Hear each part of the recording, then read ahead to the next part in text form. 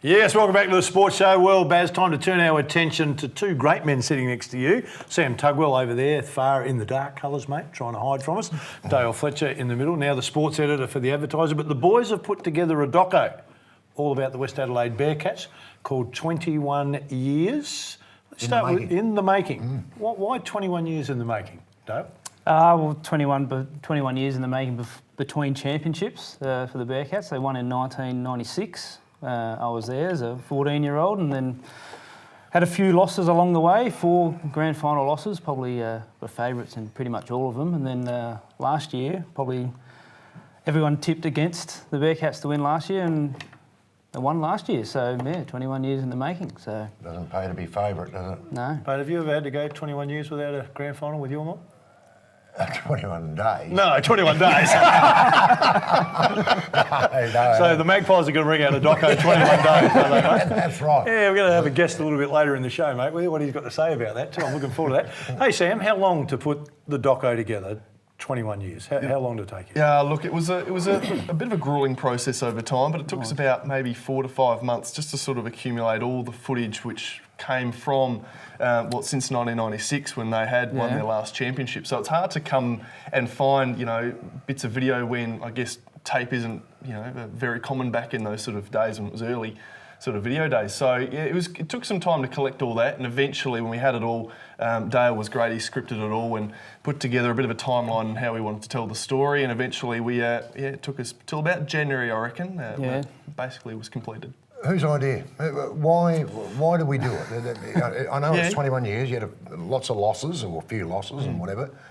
Why do it? Whose idea was it to put it together? That's a good story. It's probably about 2 a.m. in the Bearcats bar after the grand final. Most do. After probably After they won it. Yeah, after we won, the boy probably the second or the third time the replay had been shown on the TV, and it was someone well, Phil, Blake Truslove, stood up and went, "This will make a good film." So Well, there's your first black mark. There it is. So it's a complete failure now. Blake put his mind to it. So, so I remember that well, and I said, "Okay, I'll make something." I thought maybe 15, 20 minutes, something like that, something you could put on Facebook or something like that. But it turned out to be what? Massive. 53. 51 minutes. Yeah, 53. Massive. Yeah. Mate, Blake Truslove, while you mentioned Blake, he's been a stalwart for the Bearcats. How many years would have he featured from 96 to I think he played, first season was 99. Yep. Missed a few years, like when he went over to New play Zealand with and New played. Zealand Yep. and Canberra and that, but probably featured in, or probably only missed 2 or 3 seasons. Was in every grand final, so he was holding on to win one, and then everyone thought he was going to retire, go out with a bang, but he's back this year trying to go back to back. So. What about the boys that played in the 4? What about these guys? The guys that played in the ones you lost.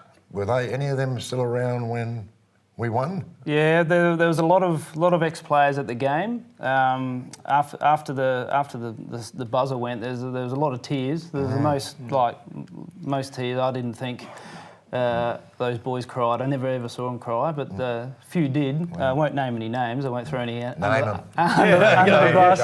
But there's probably a good 10 to a dozen players that have probably played or featured in one or all of them that had retired and didn't think it was going to happen, and then witnessed it happen, and probably still could have played, but didn't. So when you're putting the footage together, is there any 1 or 2 players that stood out for you?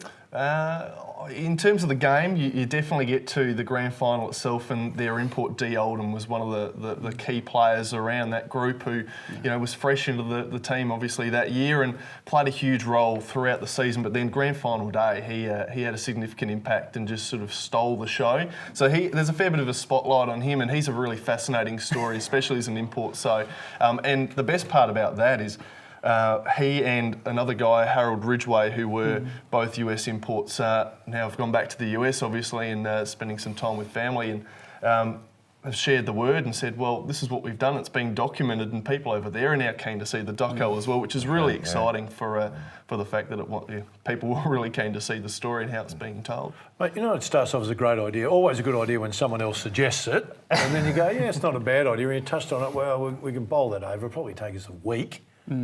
then you start to get your teeth into it and you realise footage is hard to find, information is hard to find. What was the most difficult year to find anything on? I think personally it was trying to get footage of the grand final losses because they're not in the Bearcats archives. The loss that went straight to the bin. Luckily, Sam, with his role, had the 2014 grand final loss on tape, so we're lucky there. Rang Brad Gerlach, who played for Forestville in 2013, got some footage off him, and then the 2010 loss. 0. I tried to... No one. Nothing. Tried a few people at Sturt, nothing. And then, luckily, in the 1996 championship win, I still have on VHS. So that helped a lot. Yeah.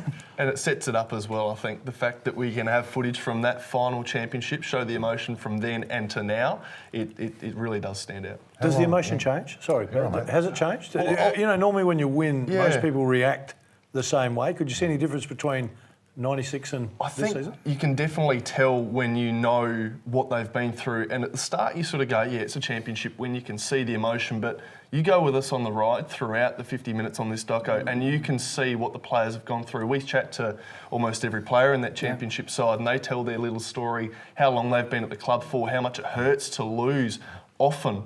And yeah, you basically get to the end and you see how much it means to them. 21 years, and people like Blake and others, Spud, who's been there for a while, who've just been ruining the fact that they've never been able to get over the line. They finally do it. They break that barrier. It's quite a remarkable sort of feeling to watch it happen and unfold. Coaches in that period, the losses were the same coach, or do we change coaches? Or? Yeah, there's.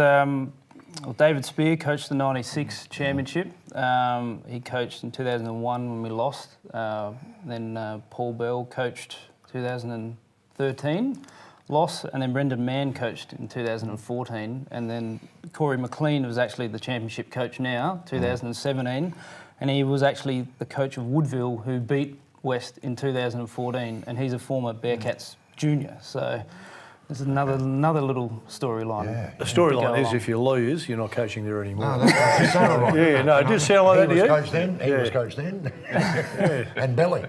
Yeah. Mate, how long did Foss Williams coach for? 245 years, I think. Yeah, I'm not sure, mate. He wouldn't have lost many, though, would he? Well, he didn't lose many. No. Well, that's a very interesting question. I'm not sure he lost any. Yeah. I'm not sure he lost any. I'll research that. So, but he certainly didn't have to go 21 years between. No. Hey, boys, quickly, because we've got to wrap it up. When's it come out? It's going to be premiered on Channel 44 in the coming Friday, so basically this time next week. It's a Friday night, July 6th, so really looking forward to that. It's going to be replayed on the Saturday night as well.